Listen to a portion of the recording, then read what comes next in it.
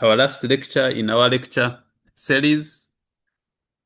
Yeah, and I'm sure we have gained a lot from these lecture series, the tutorial sessions, the lab sessions, and you're now very much equipped with the skills, the knowledge, and the passion, yeah, to take over the challenge of IoT.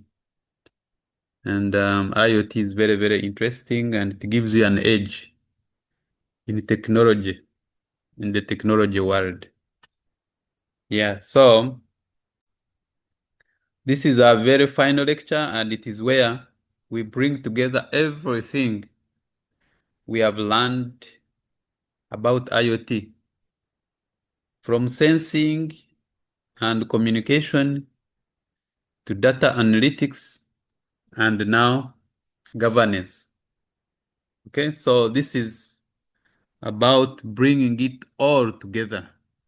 Okay, and this is where you learn to take lead in planning, designing, managing, deploying, and sustaining some of the IoT solutions or, yeah, gadgets or projects or devices that you can come up with. Okay. And this will give you an edge. For example, when you join an organization, you're expected to grow in your role. You might start as a junior engineer or a technician, but you'll be growing into the role of until you reach management level where you'll be taking decisions. So this lecture session will give you that opportunity to learn how do you make decisions of implementing technologies or not implementing technologies based on facts. Okay? On facts, based on standards. Yes. Okay? So this is a session. And our module overview, definitely we'll talk about IoT strategies. Yes, how organizations plan and implement IoT systems effectively and end with a hands-on activity where you have to design a complete IoT solution on your own. As students, you need to learn how you can do this because at the end of the day, end of this course or course unit, you should be in position to come up with a complete IoT project that you can showcase you as students. Yes, last week no, actually this week, you got an opportunity to look at different sensors that we have in the labs. And also, you thought about a design that can work with what is available, what you have in the lab. And I'm sure you combined the sensors with PLCs and, you know, yeah, to come up with something tangible that you can see physically and engage with. I'm sure you did that, but you need to continue doing that as well. Yeah, because now in third year, you need to learn how to do some of those things on your own. And this is a chance. So remember, IoT is not just technical. Yeah, it is also about management. How do you manage some of these IoT projects? And also about policy. What are the policies, organization policies, and also standards? You have to follow certain standards. It is not about coming up with a project or a solution and you think it will work. They will say, does it follow standards, international standards, for example? Does it adhere to the long-term sustainability plans of the organization? So these are some of the things that we shall look at. So for example, in a power distribution company, You don't just install smart meters. For example, you need a strategy for data collection. How will you collect data from these sensors? You need a strategy, oh no, from these smart meters, you need a strategy for network maintenance. Yeah, what if there is a network challenge? What happens? Do we lose data? Do we not collect data? How about customer integration, the customer feedback? Okay, if customers have challenges, can we integrate the feedback within our ecosystem? How about security? Are they secure? So this is all part of governance planning, okay, strategies that you guys need to learn. Okay, you're going out there as engineers who can manage and who can also lead. And engineers who have these capabilities of management, leadership, and planning strategies, yeah, they are given opportunities to grow, and sometimes you find they are earning even more than engineers who just sit to do technical work. Okay, so it is a challenge for you. Okay, so let's look at now. Before I continue, at the end of today's session, like I said, it is the final session, and at the start of the lectures, I told you how you have to do reflections, reflective learning practices.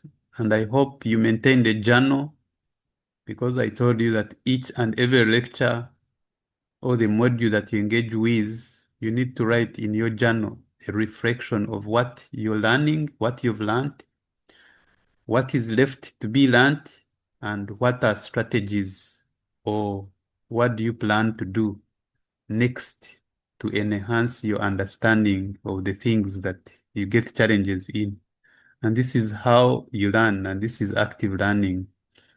So I'll ask you to look at your reflections, or if you have not been doing them, this is an opportunity now to go back for each and every module. You write down some of those reflective learning practices or strategies, okay? And then compile a summary individually. This is now at an individual because it is reflective learning practices. Individually, you will write a summary, and I want a hard copy summary on a paper, a piece of paper. You can have 1 page or 2 pages, handwritten, a summary of what you've learned for IoT. Okay, what are the challenges that you're still facing in understanding some of the concepts, and what are some of the strategies you're putting forward or plans that you're putting forward to learn and understand some of these concepts as you prepare for the exams.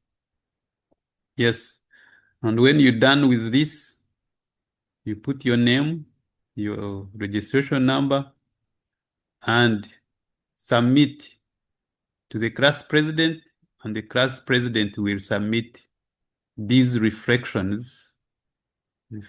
summaries to the tutorial assistants.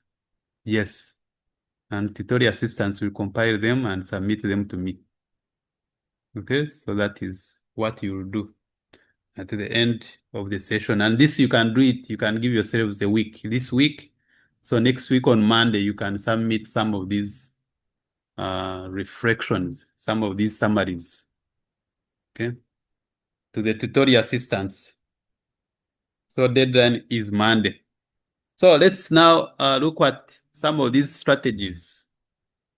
And like here, the IoT strategies, it's like roadmaps, roadmaps that connect technology to value creation. And in this roadmap, you do what we call plan. So it is organizational planning, and then you deploy, okay?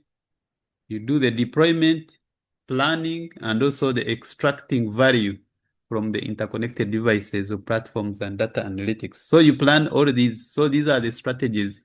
You don't look at only one thing, the technical thing, but you look at also the deployment, the planning, the value addition.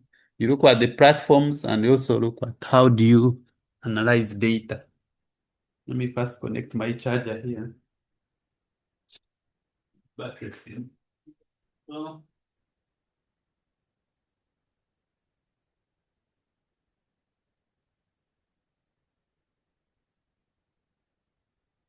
Yes. Okay. Hmm. So these strategies, they do what we call they bridge.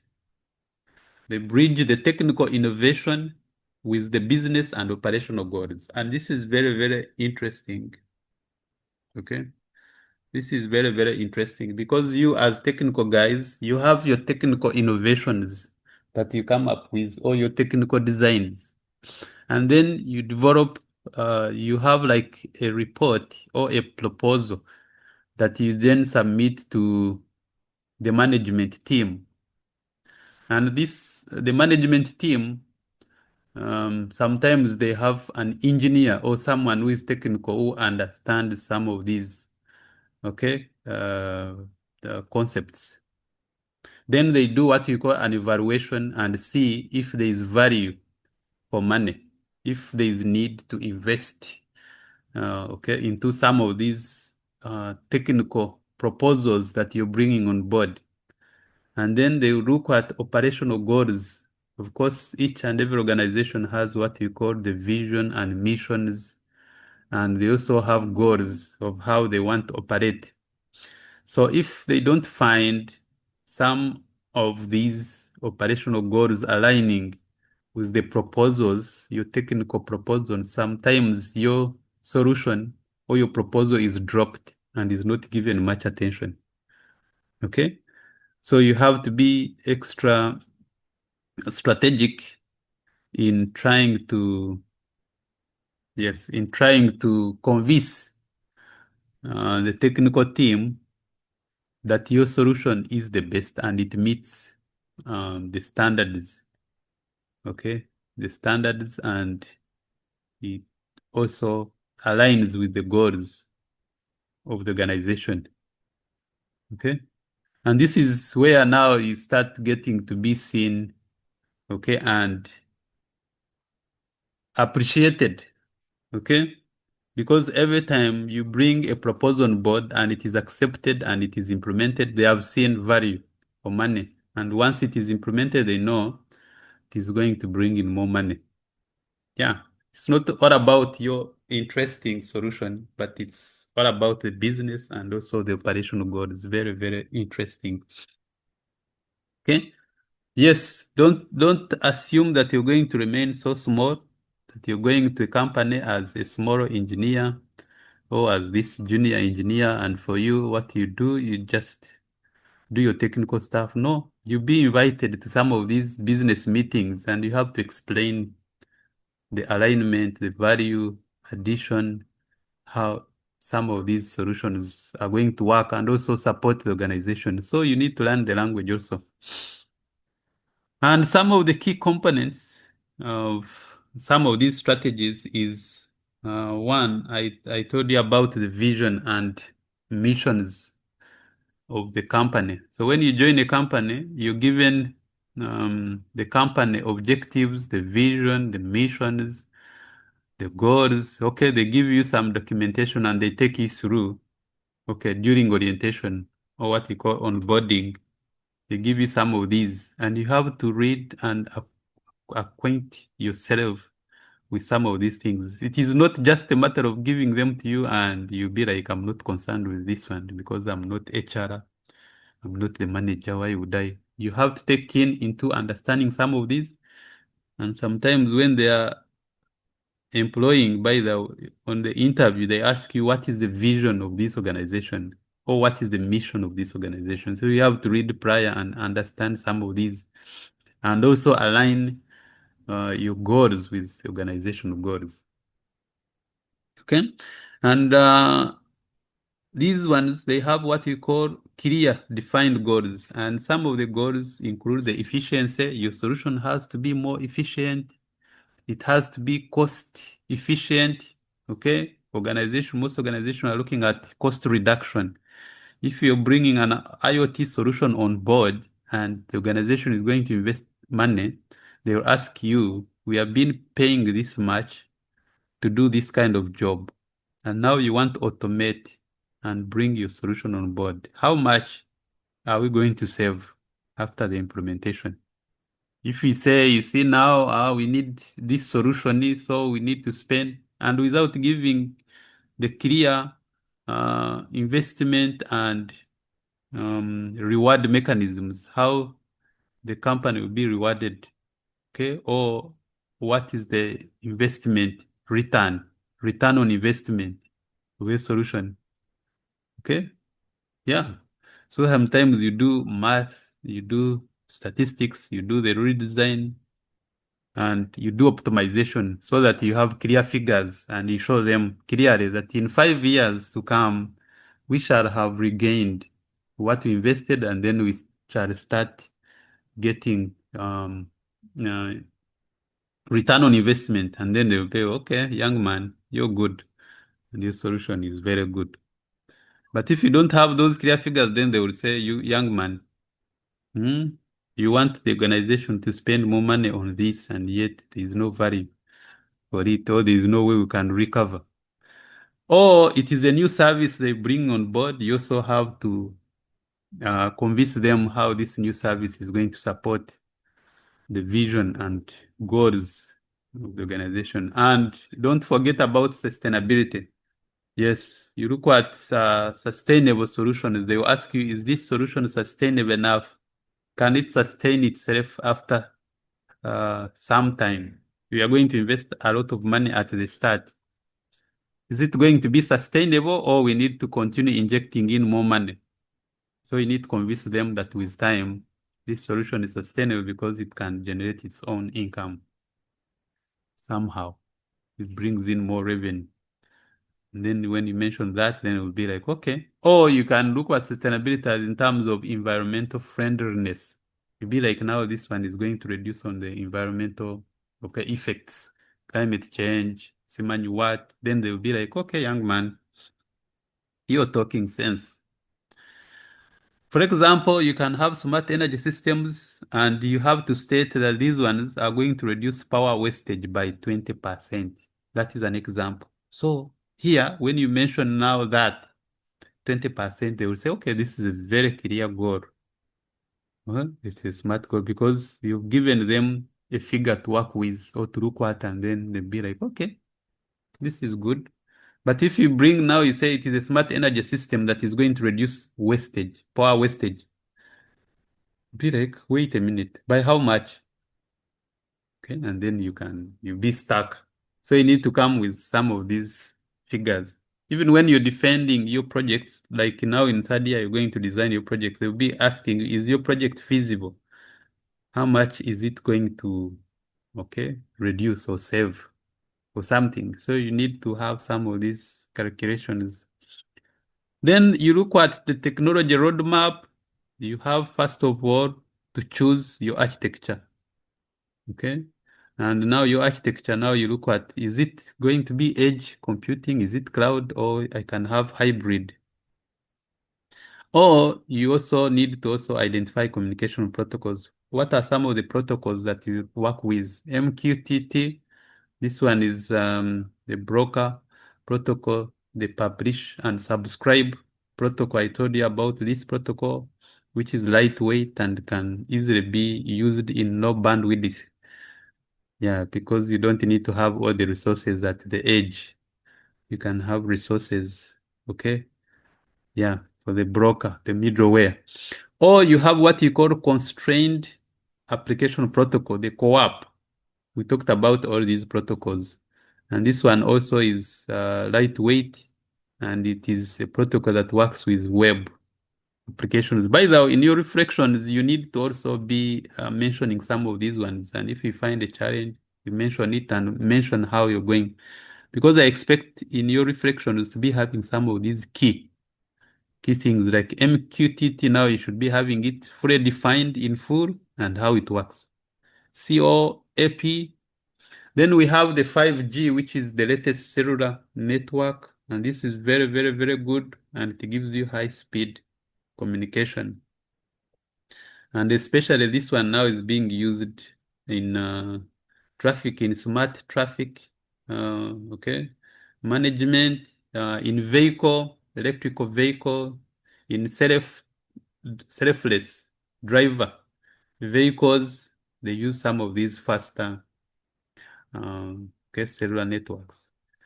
Then you also need to select analytics and say we are going to use AI tools for value extraction, because you also need to show them how some of these analytics is going to be done. So your proposal need to be detailed. You know, now we are going from vision and objectives, you're aligning it with the objectives of the company, and now you go into technical roadmaps, and now you explain how the solution is going to be done step by step.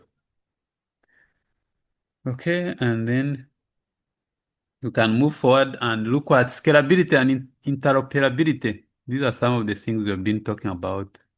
When we talk about scalability, how scalable is your solution going to be? Okay? Yeah. Because you might start on a pilot study, on a pilot implementation, and then you show how you planning to scale in 1 year, 2 year, 5 year, 10 year. You have those scalability planning. And also interoperability.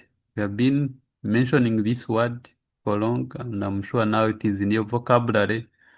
Interoperability is how systems or different devices manufactured by different manufacturers can work together. That is interoperability, can be communicated or configured to work together. So you have to ensure that systems can integrate the new sensors, they can integrate data sources without redesign. Yeah, you have to mention these ones because sometimes you have a solution and then it is not compatible with some of the latest technologies, and you have to do an overhaul. And that one will cost a lot of money to the organization. So you have to show them that with any scalability, it can be done with ease. You can propose use of open standards for device communications. Yes, open standards. These are standards that can be freely available without you needing to buy a license for you to be able to use, or that you can configure and optimize and customize to um, your challenge or your context. Okay, these are open standards. So you should prefer, if the organization is not this huge organization that has pride in sourcing some of these, okay, you can go for open standards for device communications. And these are publicly available and they are non-proprietary protocols and have specifications and frameworks that you can work with. Then the data management and security, you can implement what you call secure data collection. Yes, security is very, very important, like I've been emphasizing. And you have to ensure that during data collection or transfer of your data, there is no data leakage or there is no hacking into your system so that data can be, because some of this data is sensitive data. You need to ensure that you encrypt the data during transfer and be having a mechanism to decrypt at the end. And also the access control. Not everyone should be able to access this data. You need to authenticate, authorize, okay? Yeah, for someone to use auto access. And also the follower, you can follow organization policies for privacy and compliance. Some organizations have some of these policies for privacy and compliance, and you have to look at some of those. Don't propose a solution without looking at some of these policies. You might propose a solution that go against some of these policies or compliances, and they'll be like, young man, why didn't you read this? Why are you bringing in a solution that is going to violate the company policy, okay, rights or something, okay? And for example, if you want to have a smart city IoT strategy, you might look at how do you integrate energy, how do you integrate traffic, how do you integrate the waste systems. You can have what we call a unified data platform that is optimized for efficiency. Okay, these are some of the things that you need to look at. You need to look at a platform where you integrate some of these, unify them, other than having independent, small solutions for each. You can have an integration and you have a platform that aggregates some of these, okay, into a one that you can manage well. Let's look at the business strategies, okay? You focus on aligning your IoT investments with organizational goals. Yes, I mentioned this one. And this drive innovation in products and services. Yes, enhance customer experience. Yes, through real-time insights, you have to integrate how to get the customer feedback into your IoT solution. Sometimes when you design a solution, you're asked to get feasibility study, or you do what you call the customer feedback experience. You first take the product to the users, they first use it, and then they give you feedback, and then you come back and report it. It'd be like, okay, my IoT system, the users are saying that we need to change. Okay, instead of using password, we can use face recognition, or we can use fingerprint. Okay, or we propose to use fingerprint, but now some customers might not have those fingers to do fingerprint or something. So you have to capture the customer experience and then integrate it. And sometimes this is an ongoing because you have improvements within your solution. So you get continuous feedback from customers and you keep improving.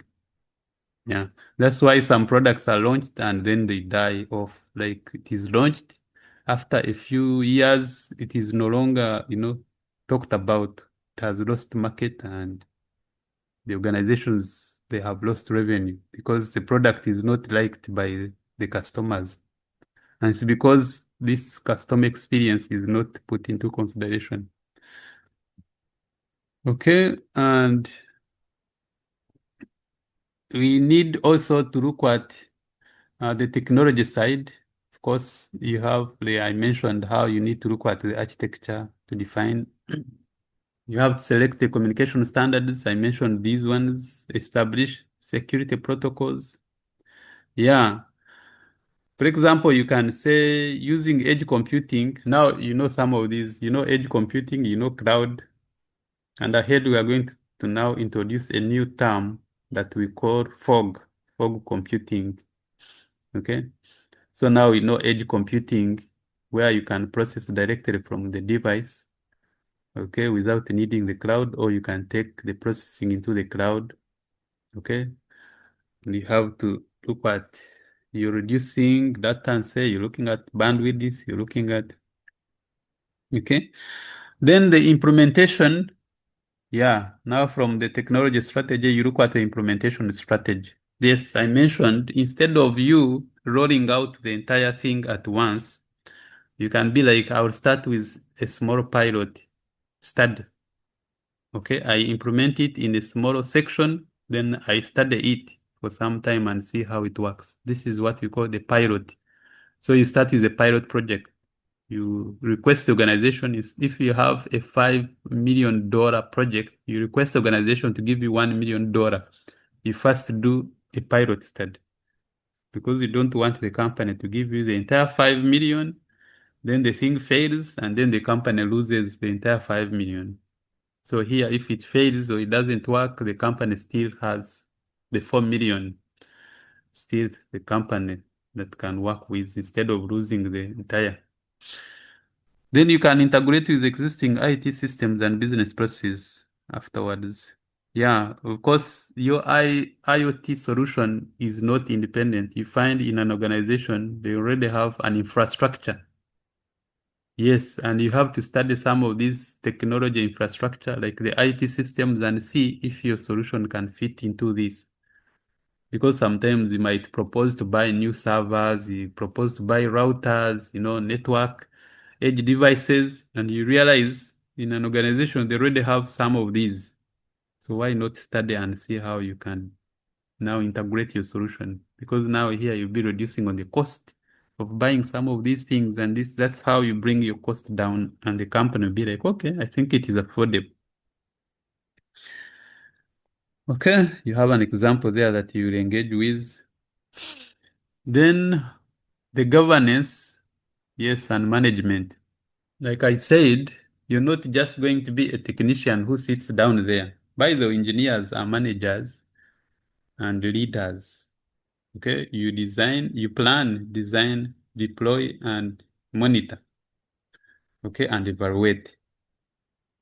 Okay, you have your technicians that are in charge of running day-to-day technical challenges. But for you, what you're concerned is the management and governance, okay, of how to ensure that the things are working within the standards and policies of the organizations. Okay.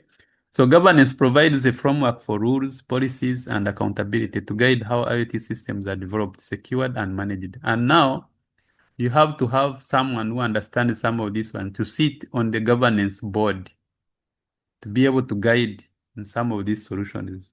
That's why some companies might have very good strategies, technical strategies, but they fail to implement some of these strategies because the board will not see value, or there's no one on the board that is good enough to advise. Okay, to advise. So when you join an organization, you should lobby to have technical teams, technical individuals on the boards, so that when you send in your proposal is evaluated. And if you find an organization that doesn't have some of these ones, you can propose, you can front your name. And this is where you start to be seen as someone who is looking ahead or is looking at the growth of the organization. You propose that, you know what, I, yeah, I'm suggesting that once in a while, you should call me to sit in your meetings so that I can guide and provide clear strategies with facts based on some of these technical things. They will say, young man, what are you talking about? You'll be like, yes, sometimes we send in our proposals and they are rejected. And I believe it's because they are not given much attention and there is no enough technical expertise to guide on some of these ones. Then next time you find they call you, they invite you, they like, you come and sit on this. Then you go there, sit, listen. When you go, don't just go to rush to say, you just sit, listen, and guide appropriately. Yeah. And you have to learn some of these techniques when you're still at campus, by the way.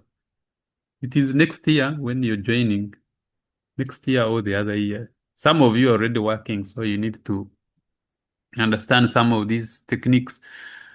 And especially the IoT deployments, you have to adhere to some of the ethical, compliant, and sustainable, okay, issues or policies of the organization. Yeah, you need to look at ethical guidelines. If your IoT solution is against some of those, don't propose it because they will say, you know what, no way that we can implement this one. Yeah.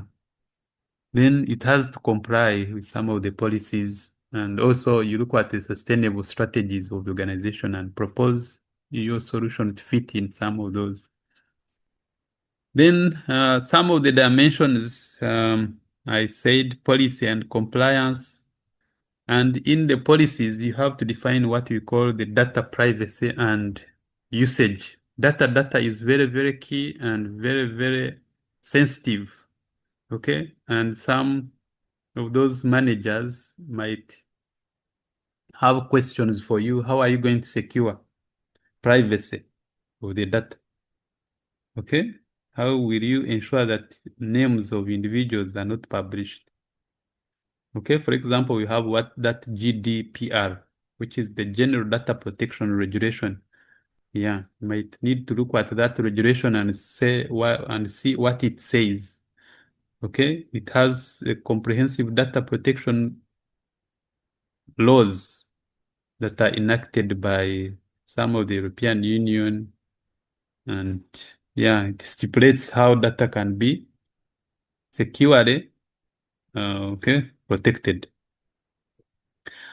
And also the National Data Acts. Yeah, there are some of these standards that you also need to look at and adhere to them, because you might find an organization doesn't have some of these ones, but you have to do research and refer to them, and also in your report, include them. Be like, in reference to this is how my data will be secured or stored. Yeah. And you put a reference. You'll be like, okay, this young man, he studied, okay, he's enlightened, he knows. Rather than giving a blanket statement that this is how I'm going to secure or have data privacy. Then you can also adhere to some international standards. For example, for IoT, there is a reference architecture that you guys need to engage with. Okay, it is called ISO stroke IEC. You know, ISO, International Organization for Standardization. Yes, that is a full name. And some of you will define it in a funny way, because you'll say ISO, you'll say International Standard Organization. Yeah, sometimes people confuse it like that, but the correct full name is International Organization for Standardization. That is ISO. And you've seen companies where they say you have to be ISO compliant. You have to get a certificate to certify that you manufacturing or you company, whatever it is doing, it is up to the standard. It adheres to some of these international organization standards. Okay, and there are procedures and boxes that you have to tick for you to get this certificate. And now for IoT, there is this ISO stroke IEC. So IEC is International Electrotechnical, yeah, Commission. Okay. Yes. International Electrotechnical Commission. So when these two are combined together, International Organization for Standardization and International Electrotechnical Commission, it is given a number, that reference number, 30141, and that one is the reference guide or the architecture for the design, implementation, deployment of IoT systems. So you need to engage with that standard. Make sure you read about it, because in an exam it might come for you to be able to explain that IoT reference standard architecture and why is it very important, why you should engage with it. Okay. And you have what you call risk and security management. Very, very interesting, because some organizations will ask you to, what is the risk reward? They call it risk reward strategy.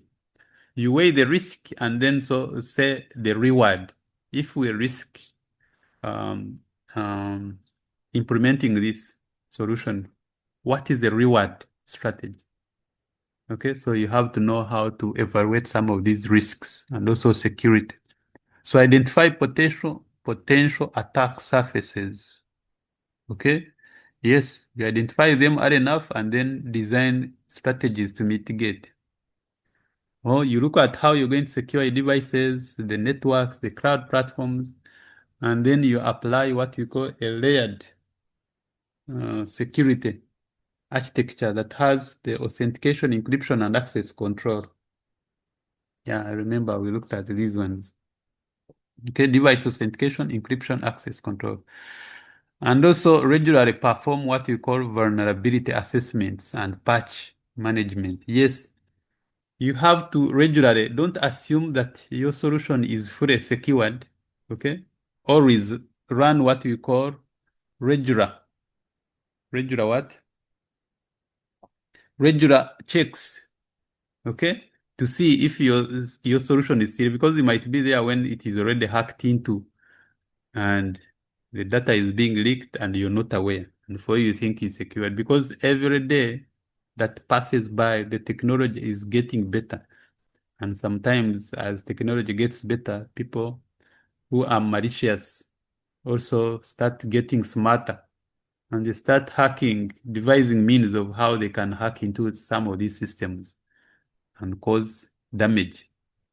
So regular vulnerability assessment the strategies are very, very key. And also patch management. Patch management is like um, revisions. You can have updates.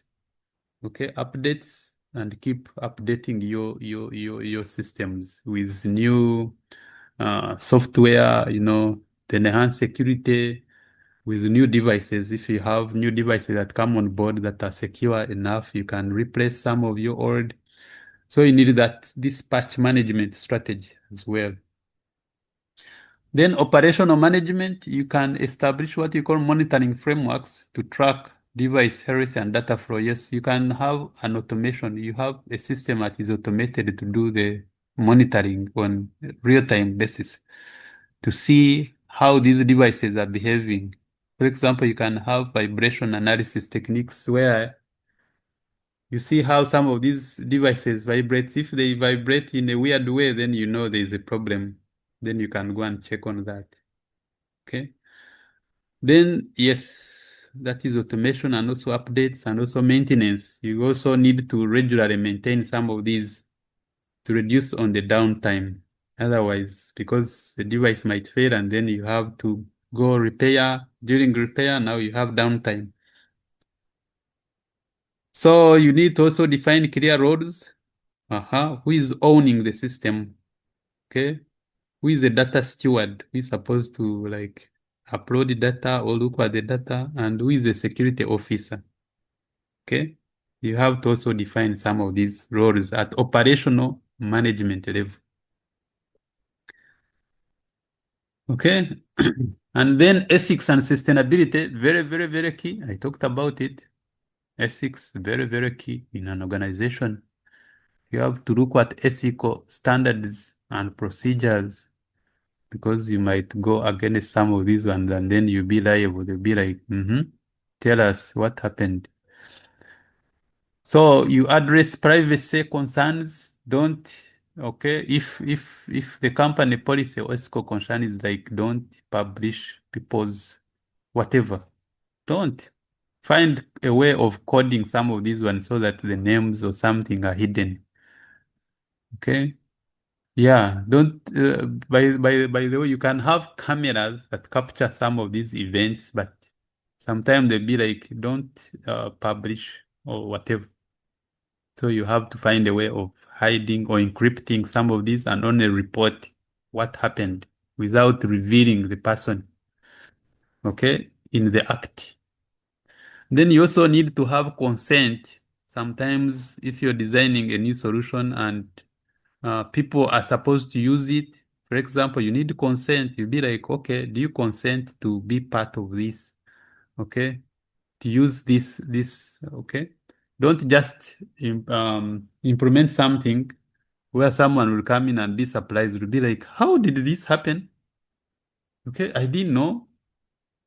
Okay, always have consent and also environmental impact. Look at the environmental challenges. If your solution is going to cause a lot of, okay, climate issues, pollution, what, then you better devise means of how to minimize that. Otherwise, your solution will cause issues. Then you have to promote responsible use of collected data to avoid misuse and bias. And you have to keep training, okay, some of these organizations, people who use data of some of these misuses. Very, very key. Okay, you'll engage with that example there. Then, okay, all these we know the layered architecture of the governance. Okay, this is the approach you can use. You can have the device layer where you do the security, do configuration, you do the firmware updates, and then device identity. That is at the device layer. Then you move to the network layer, where now this is a communication, and you have to encrypt some of these communications and intrusion detection. You have to avoid some of these ones by implementing, for example, firewalls so that intrusion is minimized. Then at the application layer, this is where you have now users start to use your application. You have to use access controls, make sure before someone logs into your system is has access, then authentication, you authorize them, and then data handling policies, who can access what and what. It is not just a matter of logging into the system. When you log in, you also have permissions or access rights. Sometimes you log in only access reports. Other times you log in, you need to add a user or change password or something. Then you also have to have backups, auditing strategies, and compliance monitoring, okay, at the cloud or data layer. Very, very important, because if you don't have backup strategies, what if something happens with your data? What will happen?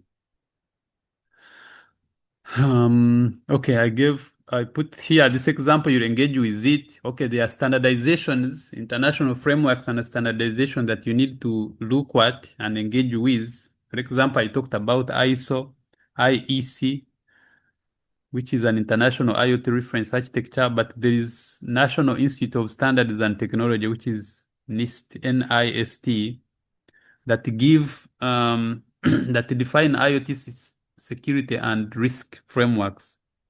Okay, and this gives guidelines for especially students who want to engage into some of these projects. They give a platform where you can go and play around and see some of these standardizations and learn and get a reference guide. Okay, you'll engage with these ones and be able to, yeah, for example, that ITUT, very, very interesting. The International Telecommunication Union, Telecommunication Standardization Sector. Yeah. And don't be there and be like, do we need to engage some of these ones? Yes, you need them because you need standardizations. For your solution to be accepted, you have to convince them beyond doubt that it meets the international standards. Because remember, it is at risk. They'll be like, your solution can cause, okay, security issues, can cause health issues, can cause environmental issues.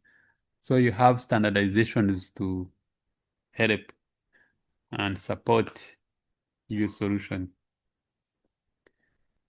These are some of the best practices that you can also look at. Okay. Yeah. Yeah. We talked about all these. And yes, what is next? Or what we call the emerging trends. This is where you come in as you technologists, engineers, to look ahead and see what is coming, what is new in technology. For example, we have what you call artificial intelligence of things, okay, or what you call AI, OT, okay? Yeah, that is new to you now. You need to start engaging with this one. But this is where now you start embedding intelligence within the IoT ecosystem. Okay, so it is integration of AI and machine learning into IoT devices so that the analytics is done there and then. You don't need to have another layer or module that you'll attach to your IoT system to be able to do some of these. No, it is integrated within. So in the new modern devices that are now manufactured, they embed, for IoT, they embed some of these AIs and machine learning techniques. So you need to know what is happening within the technology trends. Okay, then you have what you call edge and fog computing. Now, edge, you already know, edge computing. Now, fog computing is in between the edge and cloud. Okay, now edge computing is directly to the device where you can do processing at the edge of the device. Now, the fog computing is after the device and in between the device and cloud.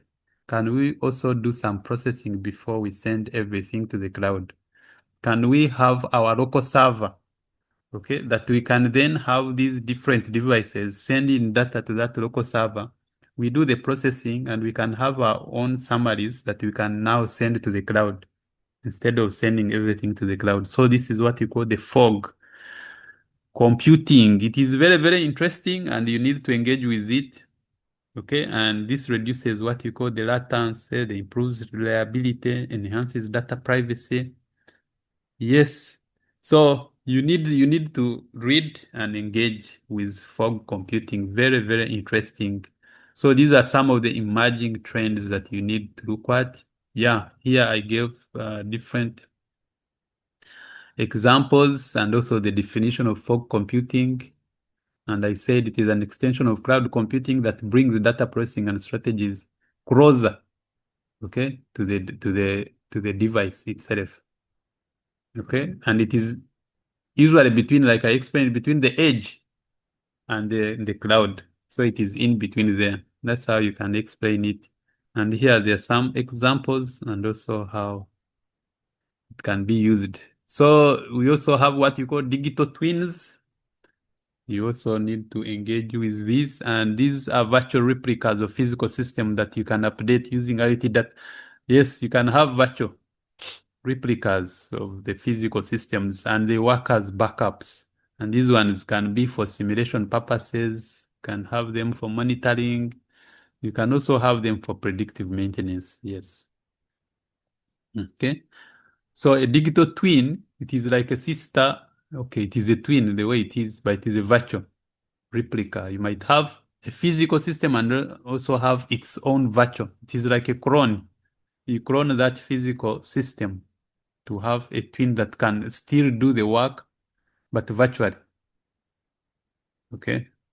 You will engage with it and learn more about it. Then sustainable IoT and green design, I cannot emphasize sustainability, but it is very, very key in engineering designs, engineering implementation solutions. Very, very key.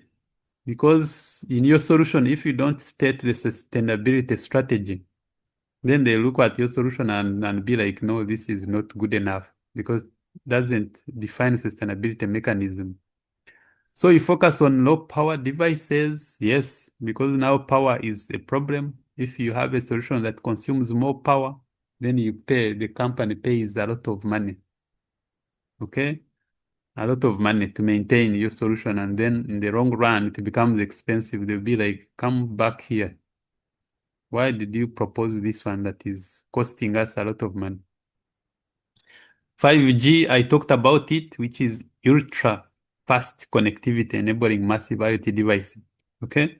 And this supports autonomous systems, like I said, like driverless vehicle, okay, technologies. They use these 5Gs technologies. And in summary, you have to understand the IoT ecosystem.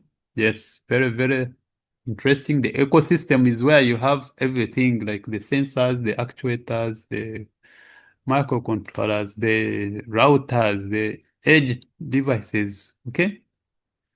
And you have to also understand the IoT system design and implementation. You have to understand the data analytics, understand the governance, security, and ethics of it, integration, and future outlook. Yes, I have two takeaways here. And the first one is that IoT is not just about connecting devices. It's also about connecting intelligence, connecting people, and also purpose. Very, very, very interesting. Don't only look at the devices themselves. Look at the intelligence that you bring into the device itself. You look at the people that are supposed to be using your solution and also look at the purpose of it. For example, wearable devices. Okay. Then as future engineers, your challenge is how do you design IoT systems that solve real problems? Respect privacy, very, very key, and also contribute to a sustainable world. Very, very, very key. So these are your two takeaways that you can engage with, and I believe you're going to be a very good engineer. that looks at the system, looks at people, and also purpose as a whole. Okay? Yes, that can design sustainable solutions. So thank you so much. We have come to the end of today's session, and this is also the end of our lecture series, and we are done with IoT lectures.